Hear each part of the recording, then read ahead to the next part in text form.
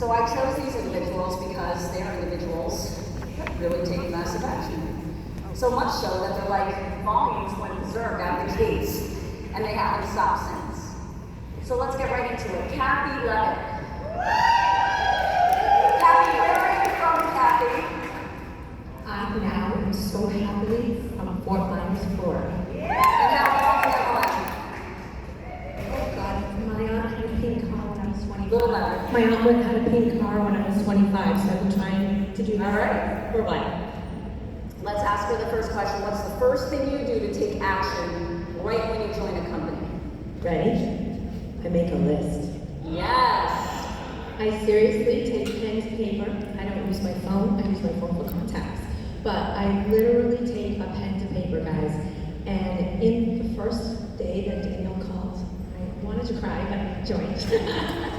And I took a list of 100 people. Steph took 100, I have partners. She took a list of 100 people. And between the two of us, in 48 hours, there were 30 people on the team, I believe. That's right. So it was about starting it that day and getting on the phone with people. They need to hear your passion, the inflection in your voice, your excitement, and go for it. Great answer. Mike, what's your best peak interest question? Write this down, people, or you have to watch it every I'm Italian, so my best peak interest is usually like a pistol, some rope, and duct tape, right? Because I'll tell you what, summer's the best month. You put somebody in a hot trunk for a couple hours. Telling guys right now, they're gonna stand up. Danielle knows what I'm talking about. Don't let her fool you. That's why my dad is laughing so hard. He's 98. Ryan actually taught me a little more non-confrontational method of using ether. Thanks, Brian. Good tip. Look at Jody and Peter over there. Look at the Amazon for ether. Look. All right. Peak interest question. All right. Let's see. By show of hands, my best peak interest question is: if I can show you a well-generated system in 3 simple steps, would it be worth your time? Raise your hands. All right, guys, all peak interest. Let me take your numbers now. Listen, it's just quick, easy stuff to use, right? I'm going to pick one of my favorites when you're done. I'm like, Listen, it's just about, like, I'm more of the business builder, the member builder. It's just like, That's good. You know, because Emily is just a huge customer. She does both on me. She's an incredible customer gatherer. But if you just keep the language super simple that people can relate to, and don't complicate it. I see people go into all the stuff, they spill all the beans up front. That's not piquing interest. Piquing interest is just getting a yes or no to the next step. So one of my favorites is, and it's worked for the last 2 years. What's that? If I could show you a well-building system in 3 simple steps, would it be worth your time? How many people do you think would say no to that? A good number would say yes, absolutely. Right? Mine is very similar, but I always say something like, hey, Heather, are you satisfied currently with your monthly income? I don't know the last time I had someone say, so satisfied. Even the rich people are like, nope, I'll take it. It's a really good peak interest. Any others that popped in your mindset you guys like? I love that if I had something that could help you get in the best shape of your life, would you want to hear about it? That's so vague that someone who wants to is going to be like, what is it about? The minute they say, what is it? You know, it's time to send a link. Don't overthink it. Any other peak interests that you love? When you're talking to your dirt list, Yeah. I'm like, hey, I don't know what we're doing, but we're getting skinny and rich. everyone jumps in. No, Now, what's because your dirt list? dirt list is just somebody that you know would go into anything with you. What's your hot market? Hot market? The ones that you know are going to say yes no matter what if you're selling dirt. Right. But the truth is just to be authentic. Yeah, Don't come absolutely. across, and that's how I begin. I love that. Kathy. We're going to do another one. What 2 things should people be doing consistently to grow their organization? 2 things. Reach out to people every day. Yeah. 100% send them something short, a little video or whatever. Make appointments to get them back on the phone, but then help them duplicate your system. And if you don't, you're literally watch your front line dwindle, and you really never know. Every single person who joins your organization is a doorway to another person. Most of you never say, hey, Lori, who do you know that needs extra income? Or Lori, who do you know that would love to get in shape with us? There's going to be names that fall out of their mouths. The problem is most of you as sponsors don't ask those questions. So don't be afraid to ask. helping people. If you frame it that way, it's so much easier. Michelle, how important is it to have a strong why or a huge vision if you want to really do this business right? How much time do I have? Exactly. Okay, well, let's start here. And maybe some of you can relate to this, because when I got started in the industry almost 20 years ago, my very first question was, what do I do? What do I do? How do I do it? And my sponsor looked me in the eye and she said, no, honey. The question you need to be asking yourself and focusing on right now is, why are you doing this? Why? And I didn't know why, right? I didn't know why until years later, with lots of personal development, and I finally come to the realization of my why is. And when you come to that realization, and your why becomes crystal clear, you begin to walk in purpose towards your vision, right? And your vision is, if people with no vision perish. Yes. People with vision flourish.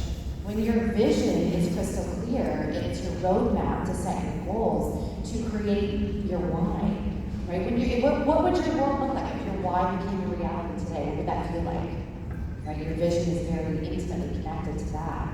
And people, so if once your vision becomes crystal clear in infinite detail, all of a sudden things become on the way instead of in the way, right? Things become much easier.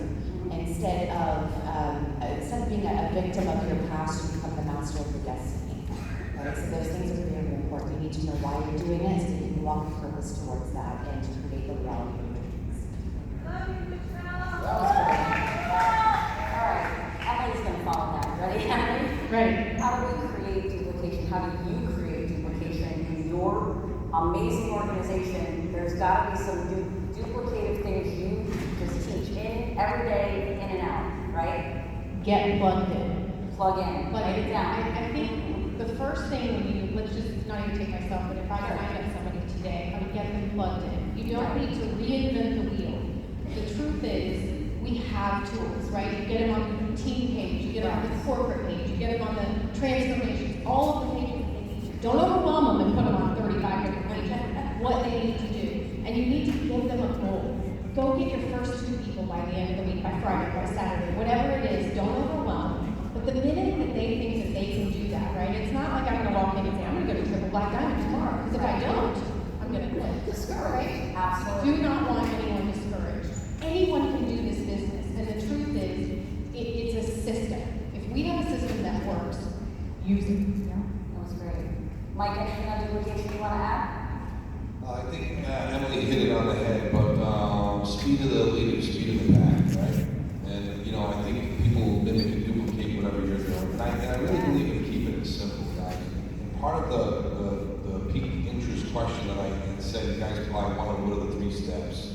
And if you heard me on any national Zooms or whatever, I have a thing I call the 4 gets: get in, get on, get on. And really, that's the basis of our entire business: is get in, get on, get the product in the product. You guys are already in, we're already on the product, shop in your own store. Get others to do the first 2 steps. If you complicate this business more than that, it's going to get scary for people. And yeah, don't forget the 4 gets is what I always say: get in, get on, get others, get paid. And honestly, when you create a simple system, it creates better duplication, because people look at it and say, hey, I can do this. If they don't say, hey, I can do this, or hey, this is complicated, they're never going to join. And just so if you tell them, look, it's only 3 simple steps, right? That was kind of cool, right? 3 simple steps. Anyone can do 3 steps. So I got 3 steps, I can do 3 steps. And that's really what the basis of this business is. And don't come, you need to open up kiosks in the mall, and peddle stuff on the sidewalk with a pan or anything like that. You don't need to do any of that stuff. You guys just need to just duplicate a simple system, and you guys will have massive duplication. So. Okay, raise your hand if you have a team that's not really duplicating yet. They're not really doing much. Be honest. Then all of you should listen to what Emily's going to say right now. What do you do when you find someone? What's the advice to these people, not you to them? What would you say to get your team out of what we call stuck mode or management mode and get at least a portion of it to start laying the eggs, as I say, right? Producing. Okay, well, here's what I would do. Maybe everybody's different. Jay Forston reminds us, stay in phase 1, no matter what, And right? what is phase Always 1? recruiting, Always always talking talking to to new people. Because the truth is, you're gonna hear, my team's not doing anything. Yeah. Oh, they're not. Yo, you can't worry about that. When I came in this what marketing was, or IT, or people would do things with me or for me, or whatever it was. I just kept building. And you keep building and you keep talking to people until you have duplication. You cannot make people want the success that you want. And you guys sitting in these chairs want the success because you're here. Right. It was great. When someone asks me, what do I do, I say, I'm not going to tell you what to do until you tell me why you're here. Why are you doing this? And about 75% of them don't even know their why. And that's a correlation that you can't ignore. Most of the people whose teams are stagnant, it's because you really don't know why you're here and you haven't decided yet to have a fire in your rear end to become one of the greatest stories in this industry. And it moves down to you believing you can be. By the way, every one of you can be. You're limitless. You're right, you Just can. don't know that yet. And That's why you're here. when you start to realize you're limitless and that it's your false mindsets that are holding you back, then you start to achieve. Because you're not working against yourself. So you're looking at people who don't have a limited mindset for the most part. We all have to work at things. But the more we're limitless, what happens to your people, you can see, right, a delineation between who's got a limitless mindset, who complains, grumbles, sucks their thumb, talks about why this doesn't work. Oh, one of my people has gas and the product doesn't work. You know, there's always a reason, but it's never them. They're the ones not on calls, right? I actually thought adiponectin was a diarrhea medicine when I Oh my gosh. So not having duplication, look at why you're doing it, and you better write it down, and you better get with your upline and tell them why. Because if it makes you cry, your why, chances are you're gonna stick to it, right? All right. Let's go with Emily. Is massive action optional? No. Thank you.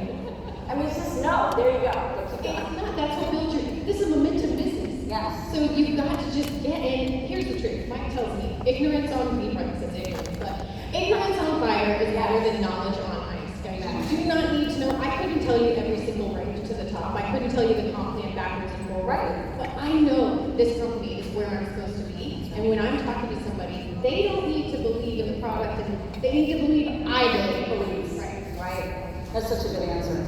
Yeah. Michelle, one of my favorite questions on the list. What's your advice to everyone about management mode versus staying in build/recruit mode? Wow, this is a business of professional copycats, right? This is a business of duplication. And if your team is copycatting what you do every single day, where is your team going to be, right? If you are in management mode and doing nothing more than calling people to see how they're feeling, right? Now they're doing, not doing your own income-producing activities, where is your team going to be if they are following and copying your lead? Mike said it already, that the speed of the team is the speed of the leader is the speed of the pack, right? What are you doing to set the example? What are you doing to lead your team into duplication and into success? And some of you are over-training your teams. Some are going to go, oh, I love training my team. That isn't an income-producing activity. I know that sounds crazy. An IPA is an actual blitz, a power blitz, a power hour. Pick up the phone as a group, invite to a corporate presentation, invite to a master's overview, get them on a call with your upline or with an owner. That's an income-producing activity. Your team should be doing 75 to 80% of the week doing IPAs. That's how you get into momentum, and that's how you pretty much represent that you're not in management mode. The minute any of us leaders have done that, what happens to our group? It goes flat. We've all done it. We've all been there. Yeah. Okay, let's see. Mike, what's your best closing line? And it's gonna be, we're gonna get the Italian version first. So that has to do with What's your follow? too, right? The F word. Everybody hates that F word. How many people follow up with their prospects? Two people follow. Well, listen, there's a couple ways to do it, and one of the worst ways, believe it or not, the most common way is people will call a prospect and say, hey Chip, it's Mike Amato, I'm just following up with you, or just checking in. Really what that's saying is, hey Chip, it's Mike Amato, I'm here to sell you, okay? So scratch that off, just get that out of your vocabulary. The best way to do it is, hey Chip, it's Mike Amato, I finally had time to get back to you, I'm sorry man, I've been so pumped up and busy with this business, man. I called you a couple weeks ago, we talked about setting you up in a new business. You know, do you have any questions for me, man? Let's get it started. Something like that. You know, does. You don't have to be that, but stop with the, hey, I'm just following up, or hey, just checking in. Make it like, hey, I'm getting back to you. Sorry, it's been a few days, kind of thing. You want to show urgency because you're busy. It shows that you have a big business growing, and it shows excitement. And I've used that very, very effectively. Closing line, technically, all of this is closing, right? The closing in network marketing is not really a closing like you're selling a car or refrigerator. It's really a courtship, right? You get a prospect, you invite them to something, whether it be a Zoom or a video or whatever it is, then they have questions, it's a courtship, right? But the best closing line, it's very non-confrontational, basically is, hey, what do you say we get started tonight? Yeah. And that's really I actually drive a lot of crazy, because Ellie will attest to this. I'll tell people, listen, I'll tell you right now, 10 years from now, you're going to so regret that you didn't get involved in this deal. I'm telling you right now. Yeah. So I'll tell you right, this is the day, this is the time you need to do this. I do it a little bit like that, but everybody's got their own style. So, but instead of asking for that close or whatever, just say, listen, why don't we get started tonight, and just go today, whatever it is. And that's just a better, more non-confrontational way. And people don't feel sold that way. Absolutely. All right, we've got 30 seconds each, starting with Kathy, moving and ending with Emily. 30 seconds. Make a plea to everyone as if we were ending right now. What would you say to everyone who came here with a dream in their heart? They learned, their beliefs went up, they had a great weekend, and they're all going home and they want to get to diamond or higher. What would you say? Go out and do it. Make your list. Call everybody you know. Be passionate about your business. Go out there and just show them who you are. Make sure they understand how excited you are. And if they say no to you, because you lead with the business every single time, you 100% of them, and they say no to you, great. I know you have 5 friends who would love to join my business, and I'm so happy to make the commission. So let me know their names and numbers. I'd love to get in contact with them. Love.